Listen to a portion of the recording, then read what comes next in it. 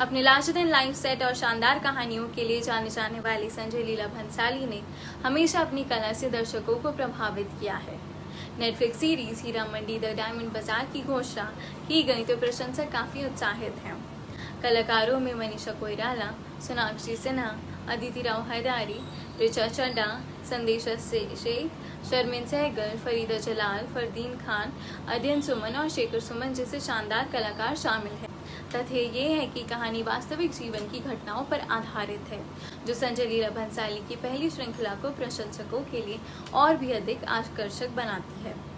1940 के दशक में ब्रिटिश राज के खिलाफ भारतीय स्वतंत्रता आंदोलन की पृष्ठभूमि पर आधारित संजय लीला भंसाली की पहली OTT शो लाहौर के हीरा मंडी की रेड लाइट जिले में रहने वाली वैश्याओं के जीवन और प्रेम और विश्वासघात की कहानी के इर्द गिर्द घूमता है।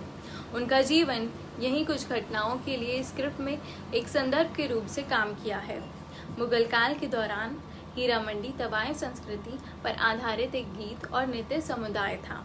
इस क्षेत्र की स्थापना शेर पंजाब रणजीत सिंह के शासनकाल के दौरान पंजाब के प्रधानमंत्री हीरा सिंह डोगरा ने की थी। उन्होंने सोचा था कि तवाइफों को आवाज़ देने के अलावा शहर के मध्य में स्थित शाही मोहल्लों को एक आर्थिक केंद्र के रूप में इस्तेमाल किया जाना चाहिए। उन्होंने पड़ोस में एक अनाज बाजार की स्थापना की, जिसे आमतौर पर हीरा सिंह दी मंडी के नाम से जाना जाता था। इस क्षेत्र की नृत्य करने वाली लड़कियां को वर्णन इसमें शामिल है। मुगल शासनकाल के दौरान महिलाओं को मनोरंजन के लिए मुख्य रूप से अफगानिस्तान और उज्बेकिस्तान से लाया जाता था। ब्रिटिश उपनिवेशक शासन ने हीरा मंडी को वैश्यावृत्ति के केंद्र के रूप में स्थापित किया।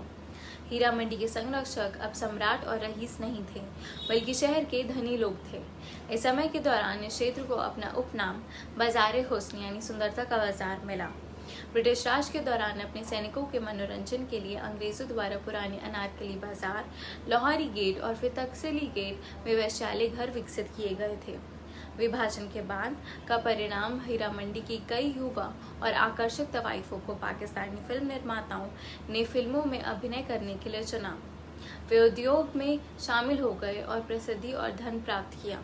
हीरा मंडी में नए नृत्य कक्षाएं और संगीत कक्षाएं खुल गईं। बाद में कुछ वैश्यावृत्ति में संलग्न होने के लिए हीरा मंडी में वापस आ गईं। हालांकि 1978 से लेकर 1998 के अपने शासनकाल के दौरान राष्ट्रपति मोहम्मद जिया उल हक ने संगीत और नृत्य घरों को खिलाफ एक अभियान शुरू किया, जो कथित तौर पर वैश्यावृत्ति के अड्डे थे। हीरा मंडी में वैश्यावृत्ति और गैर कानूनी घोषित किए गए थे और उस क्षेत्र में फूड स्ट्रीट्स, रेस्टोरेंट और शॉप्स में कन्वर्ट कर दिए गए। इन वैश्याओं की कहानी संजय लीला भंसाली द्वारा निर्देशित Netflix show Heera Mandi the diamond bazaar का हिस्सा होगी। इस प्रोजेक्ट को बनाने का आइडिया भंसाली को मोइन बेग ने दिया था।